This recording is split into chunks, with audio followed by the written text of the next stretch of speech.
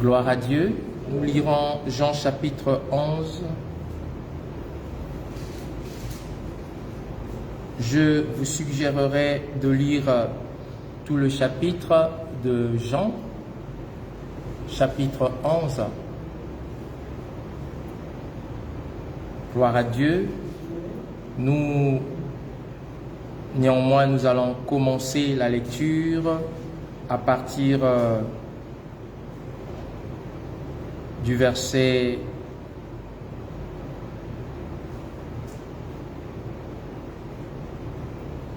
on va prendre le verset 10. Jésus dit, mais si quelqu'un marche pendant la nuit, il branche, parce que la lumière n'est pas en lui. Alléluia. Après ces paroles, il leur dit, Lazare, notre ami, dort, mais je vais le réveiller. Les disciples lui dirent, Seigneur, s'il dort, il sera guéri. Jésus parlait de sa mort, mais ils crurent qu'il parlait de l'assoupissement du sommeil. Alors Jésus leur dit ouvertement, Lazare est mort. Amen.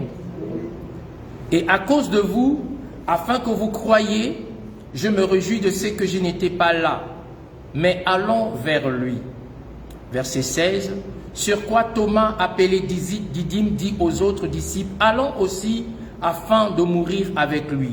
Jésus étant arrivé, trouva Lazare, trouvant que Lazare était déjà mort depuis 4 jours dans le sépulcre.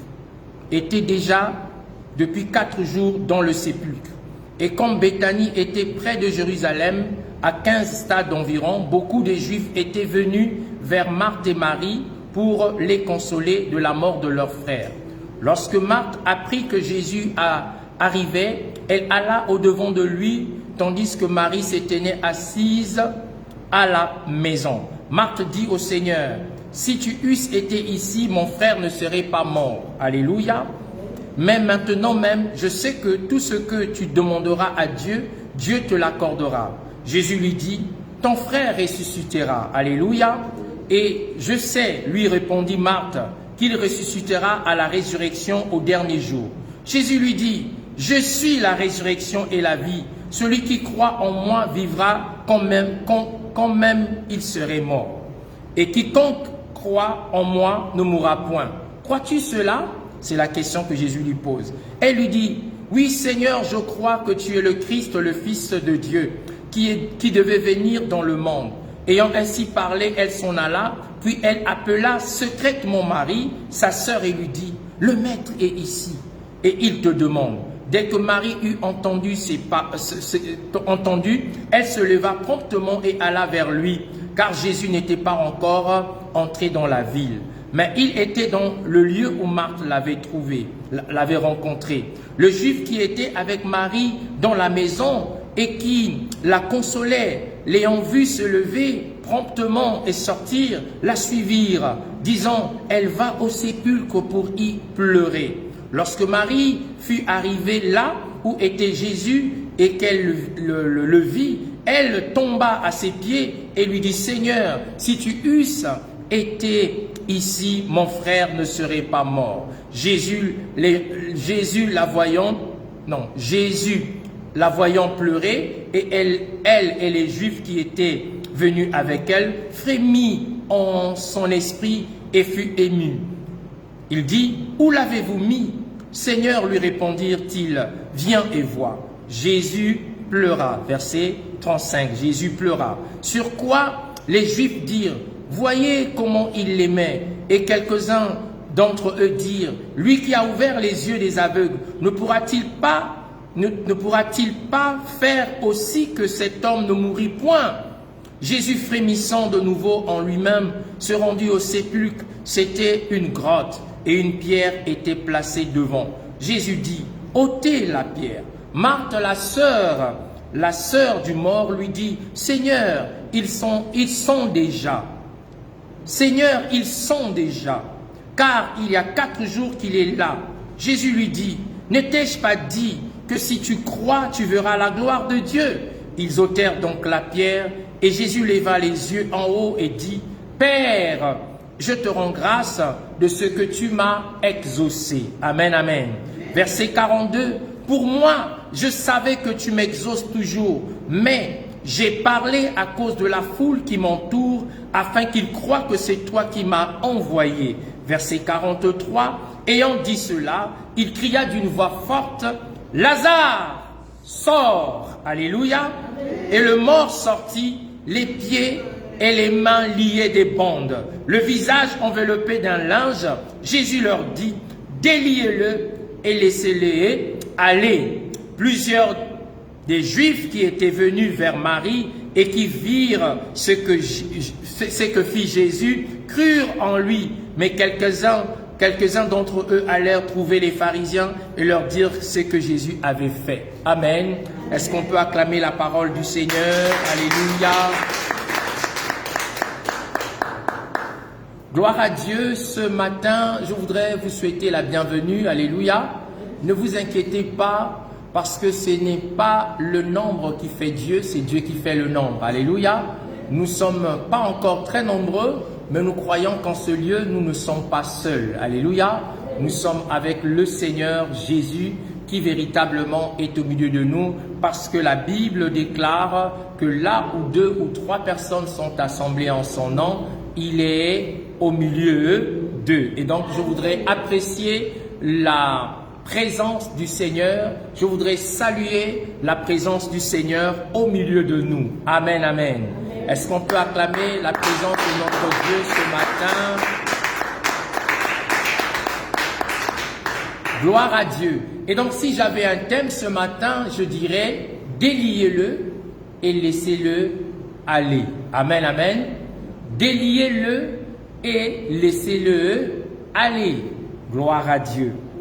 Alors, dans ce texte, on pouvait lire tout le texte. C'est tellement important, c'est tellement merveilleux ce texte que nous venons de lire. Donc, je vous conseillerais de lire le verset 1er jusqu'au dernier verset, qui est donc le verset 46. Alors, dans cette histoire, il est question de Jésus avec une famille amie. Vous savez que Jésus avait eu le privilège de pouvoir construire une relation avec un certain nombre de gens, parmi lesquels ses disciples, mais aussi des familles ou des hommes et des femmes qu'il pouvait rencontrer tantôt d'une manière, tantôt d'une autre.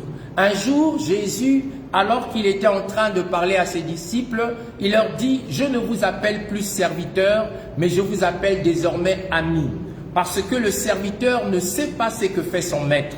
Quand vous êtes maître dans une maison, vous ne direz pas tout à votre servante, vous ne direz pas tout à votre serviteur, vous gardez certaines choses pour vous parce que vous considérez que la personne qui est en face de vous est seulement votre servante, est seulement votre serviteur. Vous n'allez pas tout lui ouvrir, vous lui ouvrirez certaines portes, d'autres portes resteront fermées. Mais lorsque vous rencontrez une personne avec qui vous voulez partager votre amitié, à partir de ce moment-là, le voile tombe. À partir de ce moment-là, les murs tombent, vous allez commencer à vous confier, vous allez commencer à lui dire un certain nombre de choses.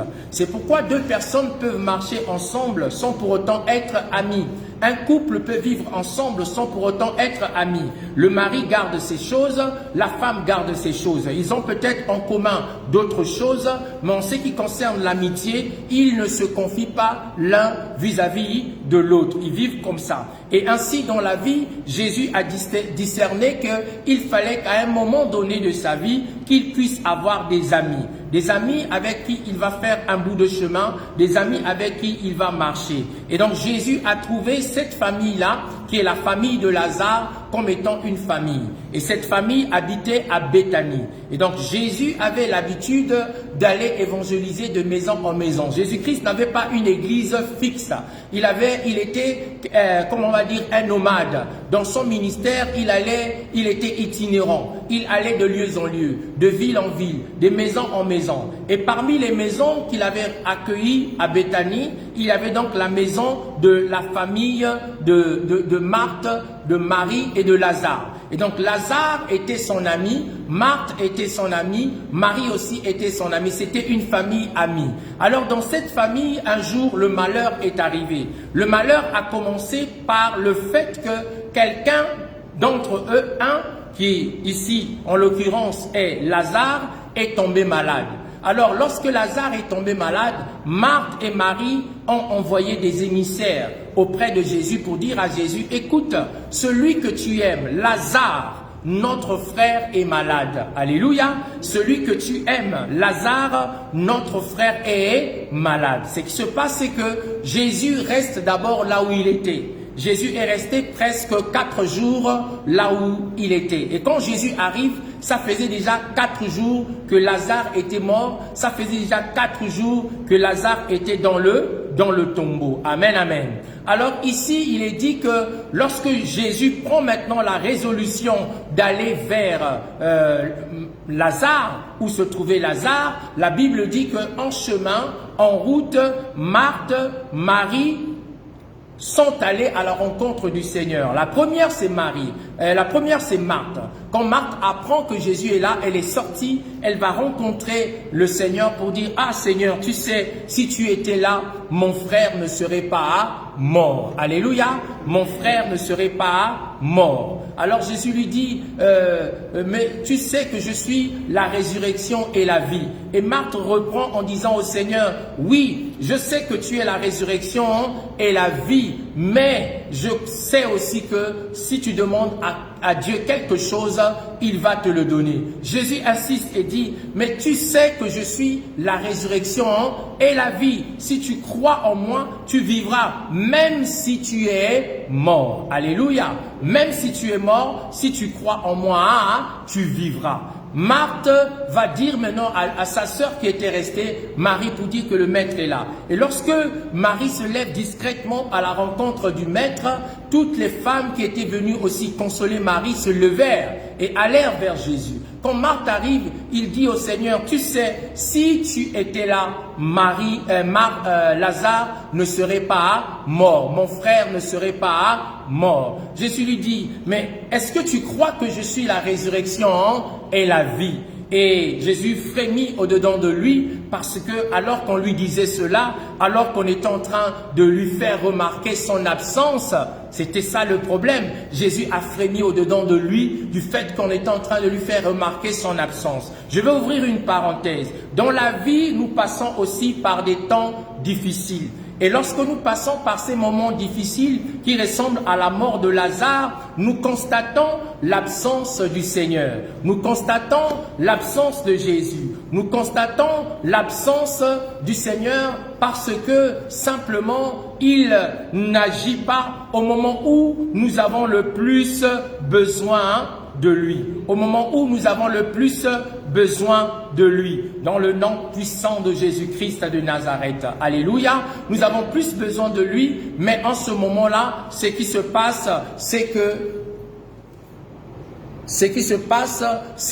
nous réalisons que, en vérité, alors que le Seigneur est présent, mais nous avons besoin de lui afin qu'il puisse agir dans notre vie. Et alors que le Seigneur devrait agir dans notre vie, nous constatons que notre Lazare meurt. Alléluia, notre Lazare meurt. Notre Lazare qui meurt, ça peut être le problème qui ne trouve pas de solution. Ça peut être la maladie qui ne guérit pas. Ça peut être le problème qui ne se règle pas. Ça peut être une difficulté qui ne trouve pas de réponse. Amen, amen. Notre Lazare meurt. Alors que notre Lazare meurt, la première chose que nous disons au Seigneur, c'est que nous lui disons, ah Seigneur, si tu étais là, si tu étais avec moi, si tu étais avec nous, si tu étais à nos côtés, si tu étais présent, Lazare, notre frère, ne serait pas mort. Voyez-vous, quand Jésus arrive dans la situation de Marthe et de Lazare, la Bible dit que Jésus a frémi au-dedans de lui. Il a frémi et la Bible nous dit aussi que Jésus pleura. Amen, amen. Le fait que nous disons au Seigneur, si tu étais là, mon frère ne serait pas mort, en fait, c'est une reproche que nous lui faisons du fait qu'il n'agit pas alors que nous avons besoin de lui. C'est une reproche que nous lui faisons du fait qu'il n'intervienne pas alors que nous avons besoin de son intervention. C'est une reproche que nous lui faisons du fait qu'il ne répond pas alors que nous avons besoin qu'il puisse agir dans notre vie. Ce que je voudrais vous rassurer ce matin, c'est que le Seigneur, notre Dieu, reste présent. Alléluia. Il est avec nous au loin ou de près. De loin ou de près, le Seigneur est avec nous. Et ce qui prouve à suffisance que le Seigneur est avec nous, c'est que ici, c'est le verset le plus court de la Bible, Jean 11, verset 35. Jean 11, verset 35 dit « Jésus pleura ». Alléluia. C'est le verset le plus court dans la Bible. Pourquoi la Bible a voulu que ça soit, Dieu a voulu que ça soit le verset le plus court? C'est pour que nous puissions noter que Dieu a compassion de nous. Alléluia. Dieu a compassion de nous. Dieu a compassion de toi. Dieu a compassion de chacun d'entre nous. Ici, Jésus pleure. Il ne pleure pas l'incrédulité de quelqu'un. Il ne pleure pas parce qu'ils sont incrédules. Il ne pleure pas parce qu'ils ne croient pas en lui. Il pleure parce que c'était un homme de la même nature que nous. Il avait revêtu notre corps, il avait revêtu notre chair, il était avec nous, il était comme nous. Et lorsqu'il voit que Lazare est mort, la Bible déclare qu'il frémit à l'intérieur de lui. Et alors qu'il frémit à l'intérieur de lui, la Bible nous renseigne que Jésus avait de la compassion. Amen, amen. Qu'il a compati à la situation dans laquelle se trouvait Lazare ou avec sa famille. Amen, amen. Vous êtes avec moi ce matin? Jésus compatit. Il ne faut pas douter, j'allais dire, de la compassion de Dieu. Amen, amen. Il ne faut pas douter de la compassion de Dieu, quelle que soit la situation dans laquelle tu te trouves, quel que soit le problème dans lequel tu te trouves, quelles que soient les difficultés par lesquelles tu passes. Il ne faut jamais douter de la compassion de Dieu. Le Seigneur Jésus compatit toujours. Il compatit à ta souffrance. Il compatit à ton malheur. Il compatit aux problèmes que tu rencontres avec tes enfants. Il compatit aux problèmes que tu rencontres avec ton mari. Il compatit aux problèmes que tu rencontres avec ta femme, au travail, au milieu de ta famille élargie. Toute situation que tu rencontres, le Seigneur Jésus-Christ est un Dieu de compassion. Il compatit. Et si Jésus a pleuré sur le cas de Lazare, c'est que Jésus verse aussi les larmes sur ton cas. Alléluia.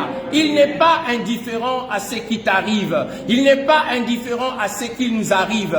Il n'est pas indifférent à la maladie qui a frappé à la porte de ta maison. Il n'est pas indifférent au licenciement qui a frappé à la porte de ta maison. Il n'est pas indifférent aux problèmes. Il n'est pas indifférent aux cauchemars que nous vivons. Jésus n'est pas indifférent. Ton Dieu n'est pas indifférent. Ton Dieu est ce Dieu-là qui est capable de pouvoir, par son amour, pleurer sur ta situation. Je suis venu te dire ce matin que tu n'es pas seul. Amen, amen. Tu n'es pas seul. Tu n'es pas seul, tu es avec le Seigneur. Le Seigneur est avec toi, Jésus est avec toi. Jésus a compati à la situation que traversait Lazare. Quelle est ta situation? Quel est ton problème? Quelle est la difficulté par laquelle tu passes?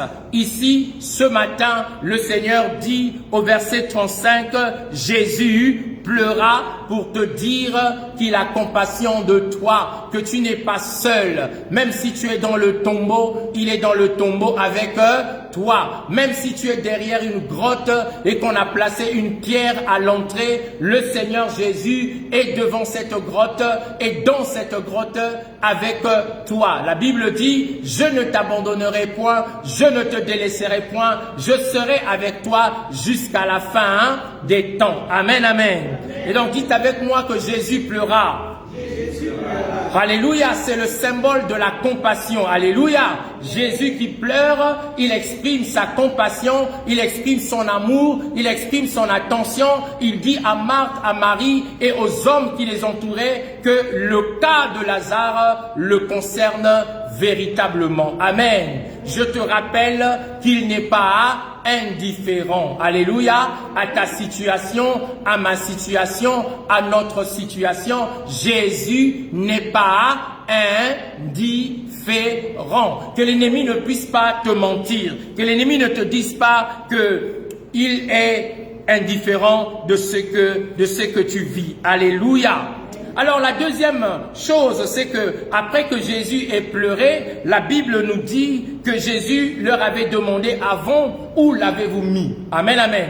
Où l'avez-vous mis? Jésus voudrait localiser le lieu où se trouvait Lazare. Jésus voudrait localiser l'adresse où se trouvait Lazare. Donc la Bible nous renseigne que Jésus s'intéresse même à l'endroit où Lazare se trouvait. Amen, amen.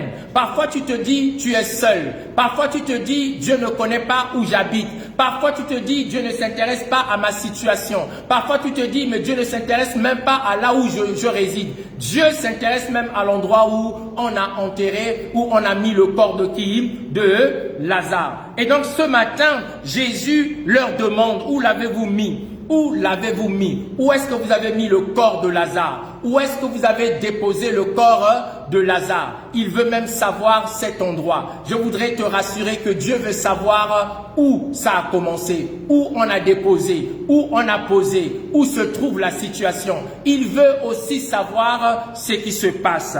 Amen, amen. Et quand Jésus, on lui dit que nous l'avons placé dans une grotte, en leur temps, il enterrait les gens où il faisait l'inhumation dans des grottes. Les grottes, en fait, c'était donc cette espèce de grosses pierres et on taillait la pierre à l'intérieur, on faisait le tombeau et après, on déposait le corps, on maillotait et après avoir déposé le corps, il mettait une pierre. Et donc, Lazare a été emmailloté de la tête à la plante de ses pieds, il était bandé. Alors qu'il était bandé, on a pris son corps, ils sont allés mettre dans une grotte. Ils ont déposé le corps sur une pierre dans la grotte. Et ils ont placé une grosse pierre à l'entrée. C'était comme ça que l'on fermait les cimetières, on va dire, on fermait les tombes. Et donc, il y avait une pierre devant la grotte. Et quand Jésus arrive, il dit, ôtez-moi cette pierre. Enlevez la pierre. Marthe dit, non, non, non, Seigneur, on ne peut pas enlever la pierre parce qu'il est dans le tombeau depuis combien de jours? Depuis 4 jours. Alléluia. Depuis 4 jours, Lazare est dans le tombeau. Nous avons déjà fait tout ce qui était nécessaire, mais tu étais absent. Alléluia. Nous avons déjà fait tout ce qui était nécessaire, mais toi tu étais absent, le Seigneur. Et Jésus dit, ôtez la pierre. La Bible dit, Marthe, la sœur du mort, lui dit, Seigneur, ils sont déjà, alléluia, ils sont déjà, car il y a 4 jours qu'il est là. Amen. Jésus dit quoi? Ôtez la pierre. Quelqu'un dise avec moi, ôtez la pierre. Alléluia. Quelqu'un dise avec moi, ôtez la pierre. Ôtez la pierre. Jésus dit, ôtez la pierre. Marthe répond, non Seigneur, on ne peut pas ôter la pierre. Parce que ça fait combien de jours? 4 jours que Lazare est déjà dans le tombeau. 4 jours et Lazare sont déjà. Son corps sont déjà.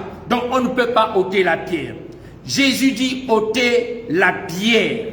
Et il répond, ne t'ai-je pas dit, Marthe, si tu crois, tu verras la gloire de Dieu.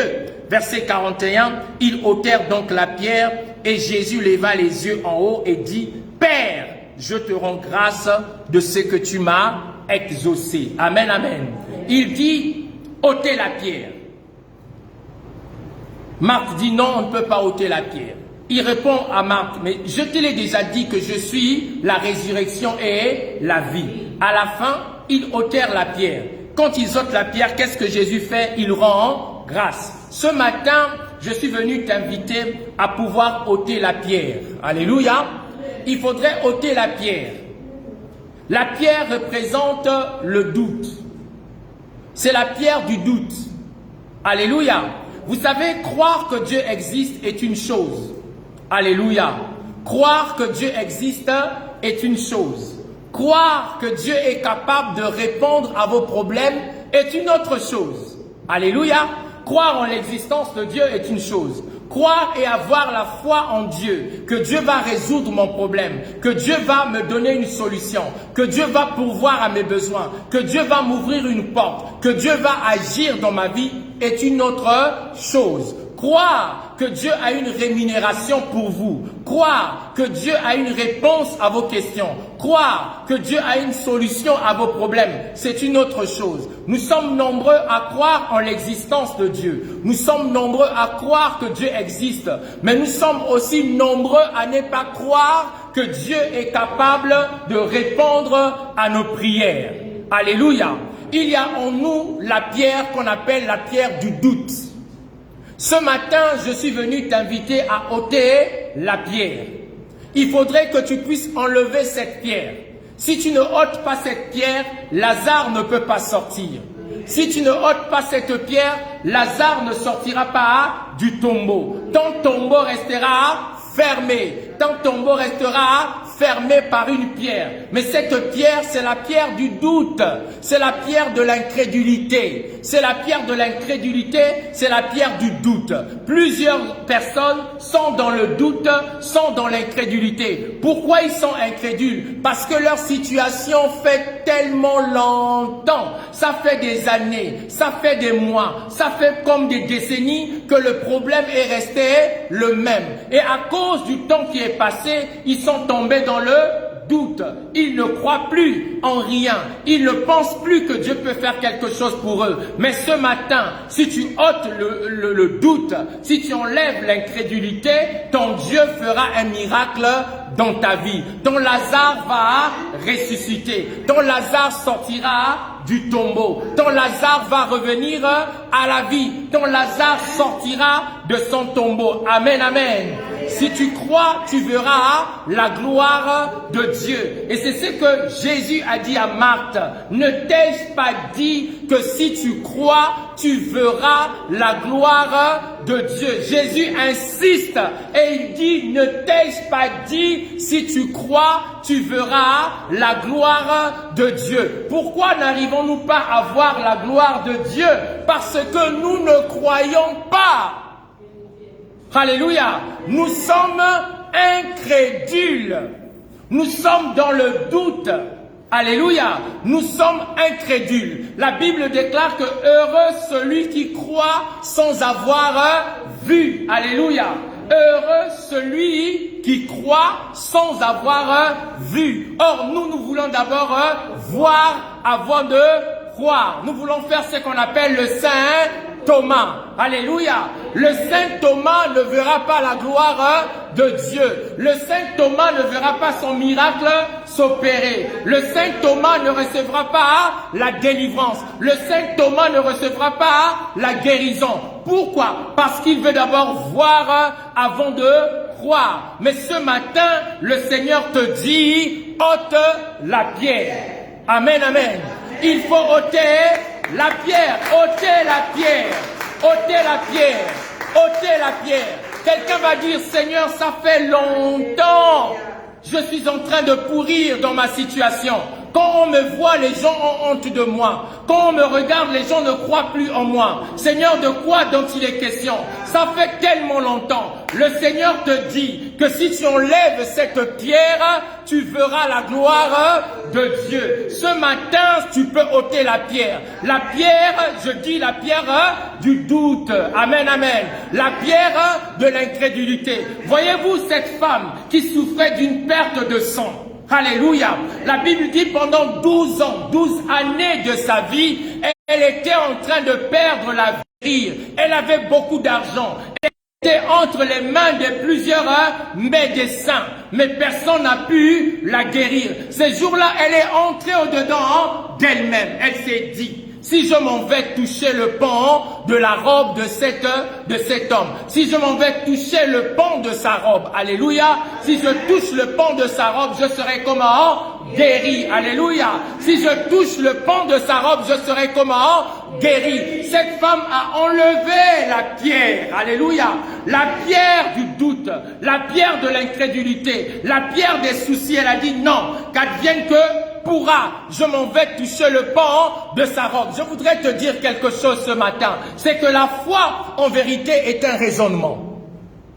La foi, ce n'est pas seulement croire. La foi, c'est un raisonnement. Parce que la Bible dit qu'elle est entrée au-dedans d'elle-même.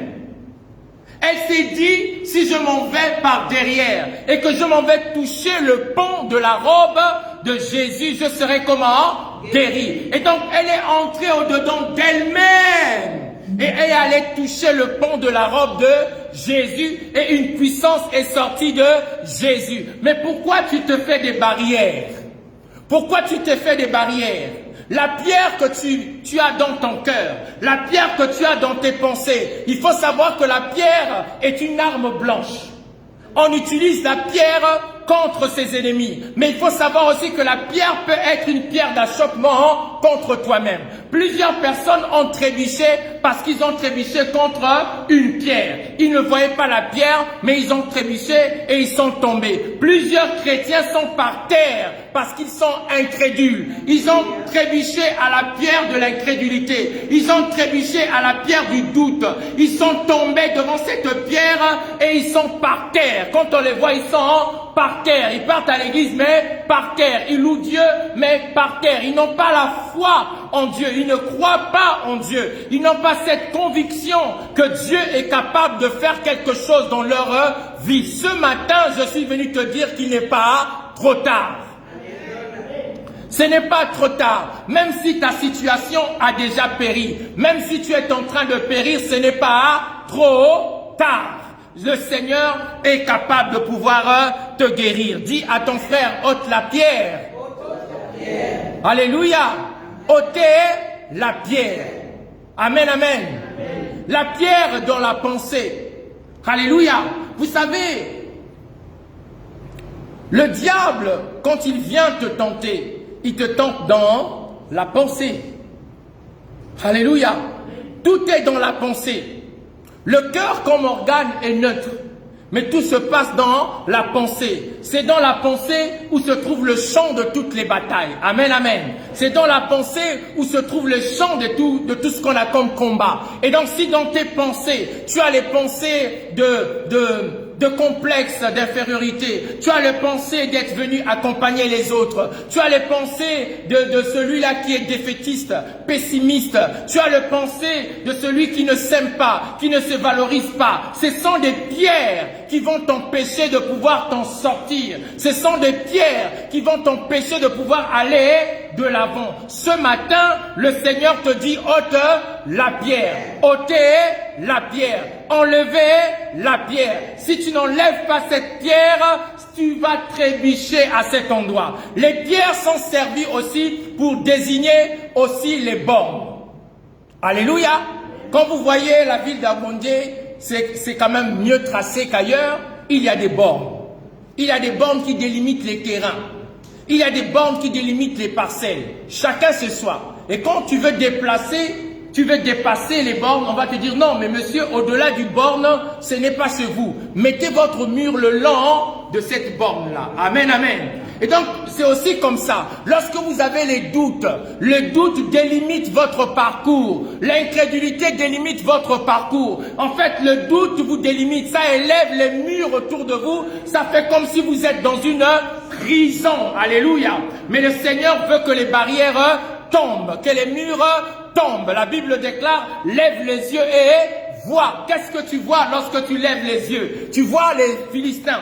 Ils sont géants, ils sont grands, et vous êtes petits comme des sauterelles. Si tu vois que les fils d'Anak, ils sont plus grands que toi, Dieu dit, la manière dont tu les vois, c'est de la même manière qu'ils vont te vaincre. Si tu considères qu'ils sont plus grands que toi, alors il va te vaincre. Il est temps que les chrétiens apprennent à dire non à Dieu, comment ces problèmes sont plus grands. Généralement, quand nous allons auprès du Seigneur, nous prions et nous disons au Seigneur, Seigneur, regarde mes problèmes, c'est tellement grand. Regarde ma situation, c'est tellement grand. L'heure est venue où les chrétiens doivent apprendre à dire à leurs problèmes combien leur Dieu est grand. Amen, amen.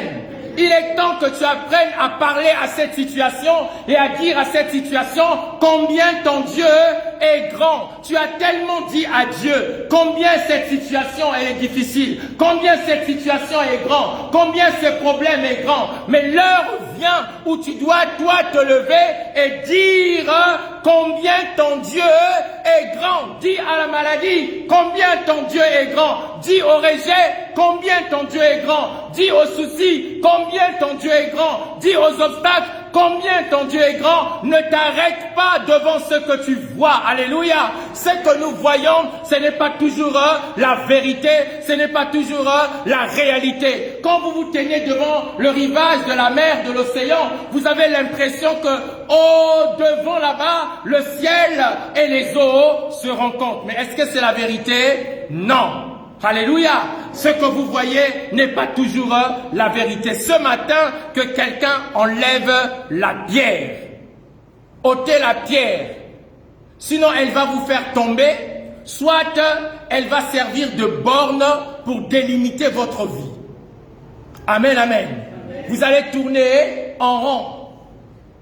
Nous ne sommes pas toujours dans des situations que nous souhaitions avoir parce que nous sommes dans l'incrédulité, nous sommes dans le doute. L'incrédulité, c'est le manque de la foi. Amen. Jésus dans ce texte dit, ne t'ai-je pas dit que si tu crois, tu verras? C'est si tu crois que tu vas voir. Si tu ne crois pas, tu ne verras pas. Mais si tu crois, tu vas voir. Croire, c'est prendre pour vrai. Prends pour vrai l'œuvre de Dieu dans ta vie. Prends pour vrai l'acte de Dieu dans ta vie. Prends pour vrai la manifestation de la puissance de Dieu dans ta vie. Alléluia. Croire, c'est prendre pour vrai. Croire, c'est prendre pour sincère ce que Dieu a dit. Croire que Dieu est sincère. Croire que Dieu est vrai. Croire, c'est prendre pour réel ce que Dieu dit. Qu'est-ce que Dieu t'a dit et qu'est-ce qui te bloque? Qu'est-ce qui t'empêche d'avancer? Pourquoi tu veux rester entouré des bornes, les bornes de doute, les bornes de l'incrédulité? Oh, ce matin, Jésus te dit, crois. Si tu crois, tu verras. La Bible dit, rien n'est impossible à qui? Aidez-moi. Rien n'est impossible à qui? À celui qui croit. Amen, amen. Amen. Tout est possible à celui qui croit. Amen. La Bible dit aussi que rien n'est impossible à qui? À Dieu. Amen. Rien n'est impossible à Dieu. Tout est possible à celui qui croit. Amen, amen. Rien n'est impossible à qui? À Dieu. Tout est possible à celui qui croit. Si rien n'est impossible à Dieu et que tout est possible à celui qui croit, donc celui qui croit est... Répondez! Répondez! Alléluia! Oui, c'est comme ça qu'il faut voir les choses en fait. Si tout est possible à celui qui croit et que rien n'est impossible à Dieu, donc celui qui croit est Dieu.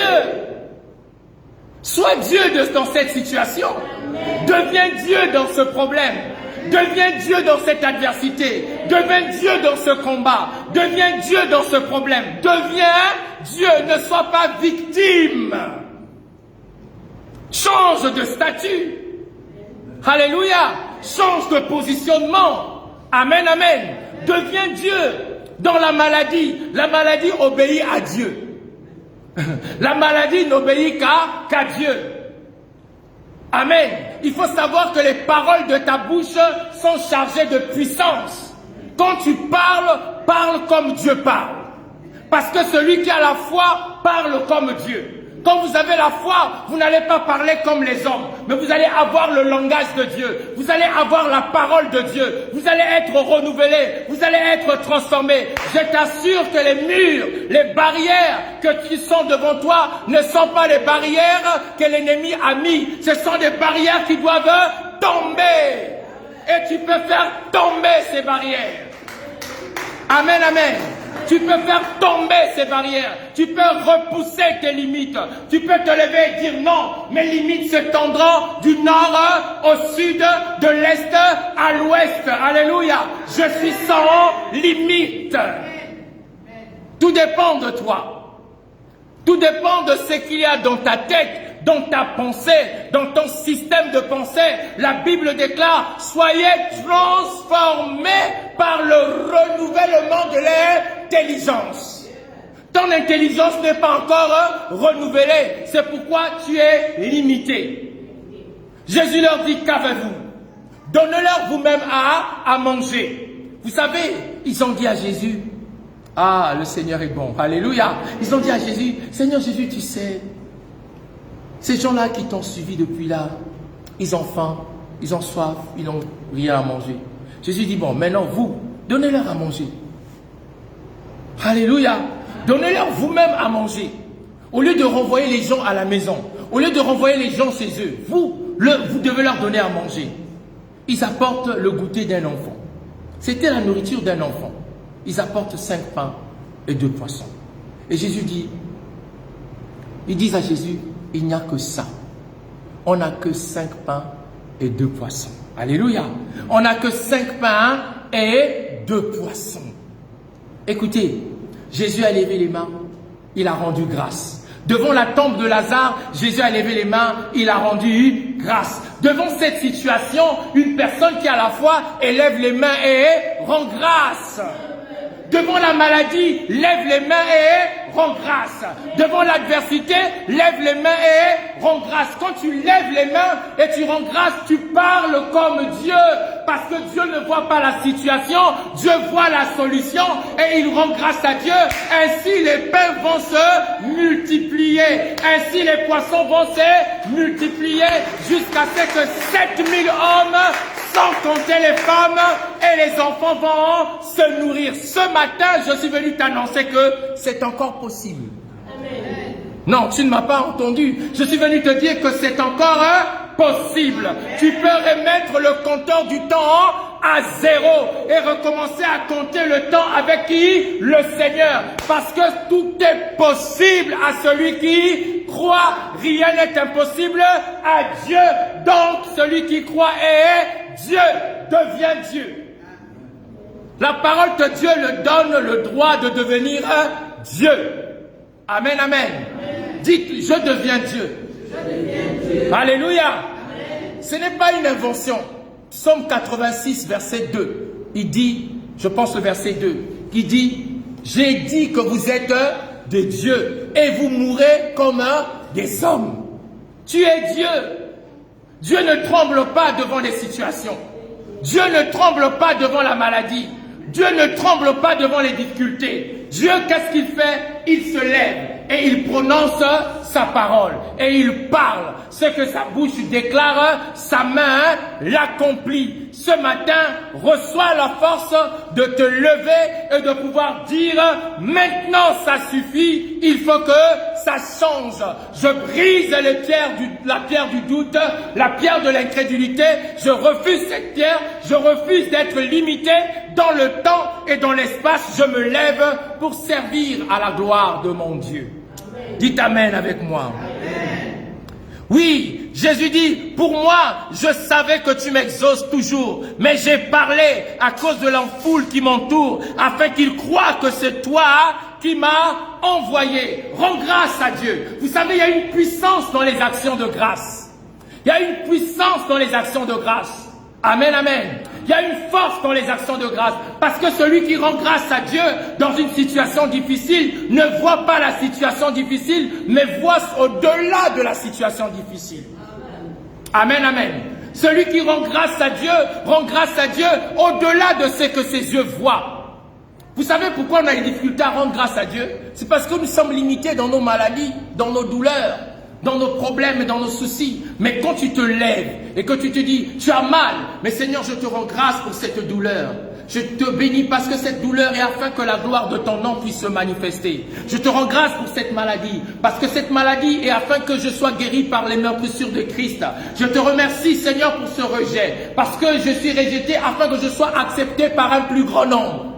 Il faut changer de langage. Alléluia. Il faut changer la façon de parler. Jésus ici a rendu quoi?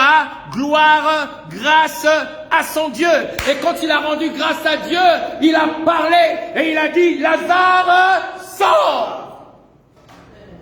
Amen, amen.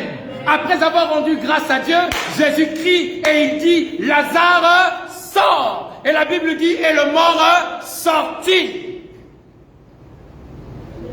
Ah, je voudrais t'inviter à croire que Lazare va sortir. Amen. Mais pour que Lazare sorte, il faudrait que tu deviennes Dieu. Que tu arrêtes de douter. Ne marche pas selon la vue. Marche selon la foi. Elle est une ferme assurance des choses qu'on espère et une démonstration de celles qu'on ne voit pas. Marche selon la foi. Amen, amen. Marche selon la foi. Jésus dit, Lazare sort. Et je disais tout à l'heure, si j'avais un thème, je dirais déliez-le et laissez-le aller. Amen, amen. Déliez-le et laissez-le aller. Et donc quand Lazare ressuscite d'entre les morts, voyez-vous, la Bible dit que le mort est sorti. Il est sorti du tombeau quand ils ont enlevé la pierre. Il est sorti du tombeau. On ne sait pas par quel miracle. Mais en tout cas, Lazare avait le visage enveloppé d'un linge. Les mains aussi étaient enveloppées de la tête aux plantes de pied. Il est sorti, il est sorti, il est sorti, il est sorti. Il s'est approché. Alléluia. Même si tu sens des liens. Parfois quand tu dors, tu vois comme si tu as des liens. Il faut te forcer, aimer la vie. Et dire, je ne reste pas dans ce lien. Je sors de mes liens. Je sors de mes chaînes. Alléluia. N'accepte pas les liens que l'ennemi veut t'enchaîner. Il veut t'enchaîner. La Bible dit que Lazare était dans les liens. Le visage de Lazare était enveloppé d'un linge. Or, le visage ou la vision, c'est le symbole de ce que l'on voit. Donc la vision de Lazare était aveuglée. Les mains de Lazare étaient dans les bandes. Les pieds de Lazare étaient dans les bandes. Vous savez, pour que vous puissiez trouver quelqu'un qui puisse vous aider, vous devez apprendre à faire le premier pas. Alléluia. Il faut apprendre à faire le premier pas. Ne restez pas dans le tombeau. Ne restez pas dans cette situation.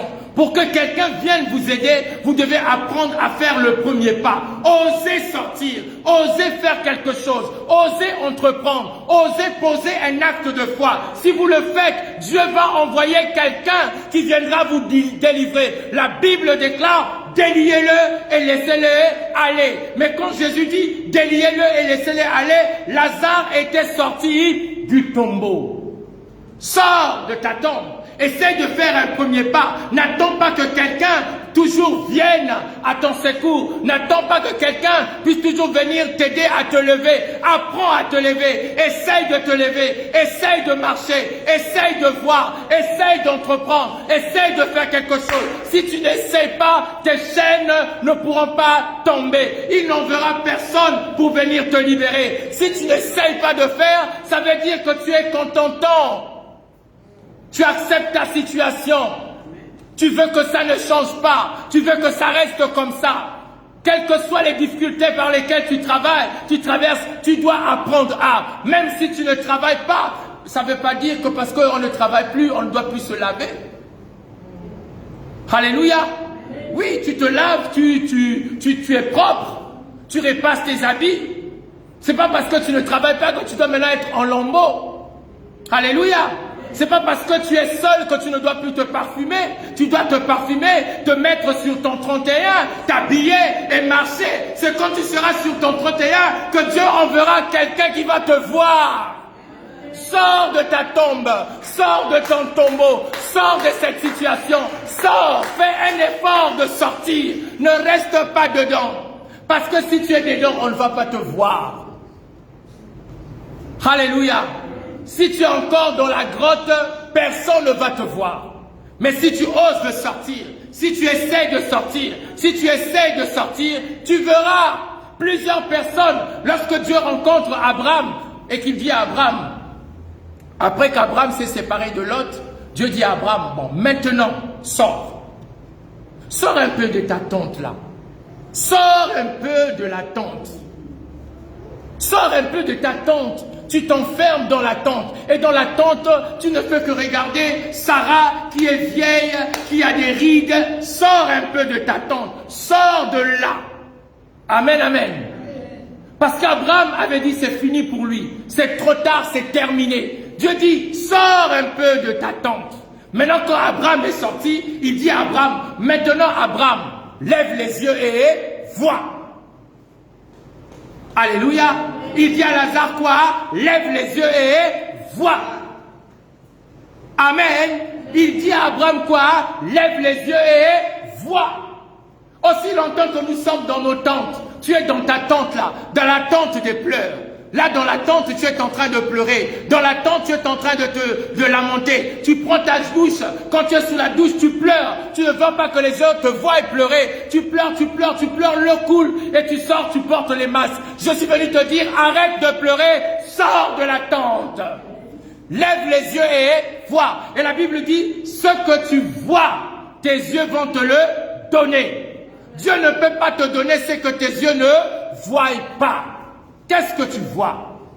Qu'est-ce que nous voyons, bien-aimés dans le Seigneur? Qu'est-ce que vous voyez, bien-aimés dans le Seigneur? Ce que nous voyons, c'est ce qui nous arrive.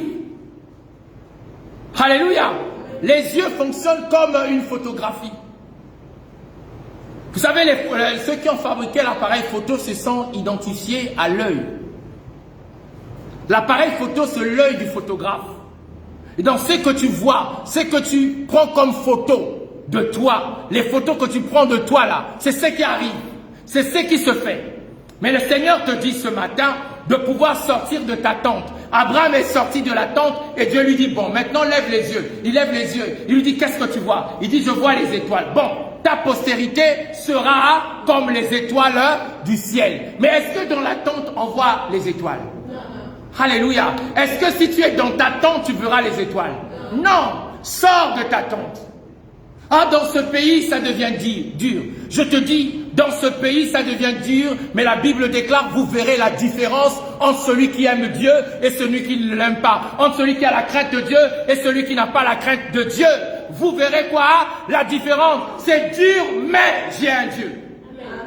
C'est comme ça qu'il faut voir les choses. C'est difficile, mais j'ai un Dieu. Sors de ta tente. Sors de ton tombeau. Lazare a fait un effort. J'aurais dit encore que Lazare a fait un effort. Il y a des gens qui ne veulent pas faire des efforts. Ils veulent rester sous assistance tous les jours, tout le temps. Ils sont sous des soins intensifs. Arrête. Alléluia, j'ai ma fille qui sourit là-bas. Alléluia.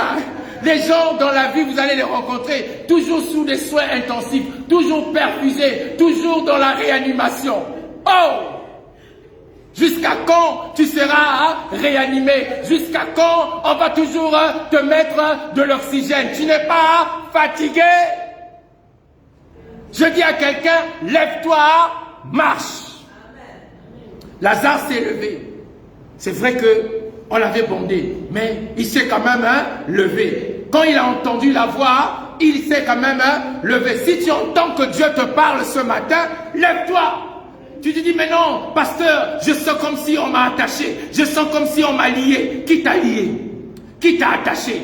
Je sais qu'il y avait un fou, le fou de Gadara. Il était fou, mais il ne voulait pas les chaînes. Alléluia. Un fou qui ne voulait pas qu'on l'enchaîne. Toutes les fois qu'on l'enchaînait, il brisait les chaînes. Il ne voulait pas les chaînes. Mais comment est-ce possible, les enfants de Dieu, qui ont l'esprit de Dieu, ils croient toujours être dans les chaînes. On les enchaîne, ils acceptent les chaînes. Brise les chaînes. Coupe les liens. Amen, amen. Refuse cette situation. Refuse cette situation. Refuse de te lamenter. Refuse de pleurer. Amen. Même s'il n'y a que du riz, quand tu prépares ton riz blanc avec la louange, Seigneur, je te bénis pour ce riz blanc. Je te rends grâce, Seigneur, pour l'eau. Je te rends grâce pour le sel. Ça va me suffire. Ça va aller. Tu vas manger, tu vas boire ton eau et tu es tranquille. Alléluia. Ne pense pas à la tomate qui manque. Ne pense pas au condiment qui manque. Bénis déjà Dieu pour le riz blanc que tu vas manger. Amen, amen. Alléluia. Le miracle est dans 5 pains et 2 poissons. Dépose les 5 pains entre les mains de Dieu. Entre les mains de Dieu, il y a la multiplication.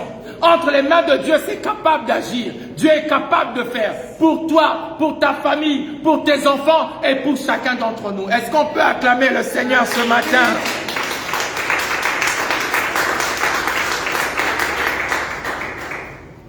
Déliez-le et laissez-le aller. Donc je disais, la tête représente la vision. Amen. Les mains représentent les œuvres. Les pieds représentent les possessions. Donc tout ce qui était de Lazare était aveugle.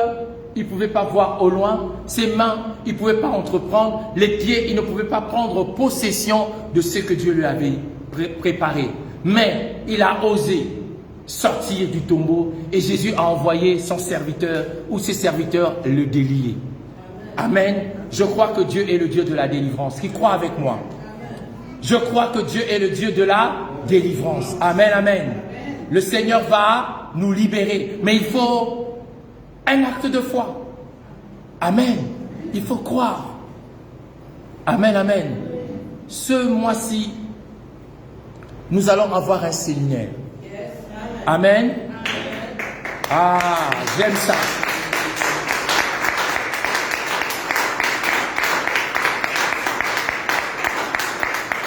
Ce mois-ci, on va avoir un séminaire ici. Alléluia. On va avoir un temps de jeûne et prière ici. Alléluia. On va avoir un séminaire, on va avoir un temps de jeûne et prière. On n'aura pas pour le moment un invité de l'extérieur, nous allons nous inviter nous-mêmes. Alléluia. C'est-à-dire un invité comme orateur, on n'aura pas, mais nous aurons notre pasteur qui va nous servir. Alléluia. Nous allons ici prier. Vous allez voir ce que Dieu va faire. Amen, amen. Dieu est capable de te libérer. Dieu est capable de te délivrer. Mais il faut faire le pas de foi. Le pas de foi, ça va être le jeûne. Alléluia. Le pas de foi, ça va être la prière. Nous allons vous donner les dates. Et on va se retrouver ici. Après, on aura notre séminaire. La gloire de Dieu, la puissance de Dieu, la délivrance, la restauration, la transformation va s'accomplir. Amen, amen. Amen, amen. Le Seigneur va briser nos chaînes. Il va nous libérer parce que nous avons la foi en lui. Vous êtes avec moi? Amen, amen. Alléluia. Dieu est bon. Amen. C'est pas fini. C'est pas encore terminé. Amen. Il a été dit que je ne devais pas avoir d'enfant. Vous comprenez ça? Ma femme ne devait pas accoucher. C'est ce qui a été dit. Mais le jour où elle a accouché, quand j'ai appelé sa mère, elle m'a dit, papa, tu as enlevé ma honte. Elle m'a dit, papa, tu as enlevé ma honte. Parce qu'elle portait l'opprobre. Sa maman avait honte. Tout le monde disait que non, sa maman lui a jeté le sort. On disait qu'on l'a envoûté. Mais le jour où Jésus est entré en scène, le Jésus là, il est puissant. Il est tout puissant. C'était venu dans le jeûne et la prière. J'ai fait 21 jours de jeûne et prière. Je dormais à même le sol. Elle a eu pitié de moi. Elle est venue me voir, mais papa, pourquoi tu dors au sol? Je dis, laisse ça comme ça. Je prie. Il faut que Dieu nous bénisse. Il faut qu'on ait un enfant. Et le Seigneur a fait un miracle. Amen. Alléluia. Et le Seigneur a fait un miracle. Amen. Amen, amen. Dieu peut faire quelque chose dans ta vie. Dieu peut faire quelque chose dans ma vie. On se prépare pour un temps de jeûne et prière. Amen, amen. Alors, chers internautes, nous allons vous laisser. Nous rentrons dans un temps de prière. et nous vous reverrons plus tard. Que Dieu vous bénisse et à la prochaine occasion.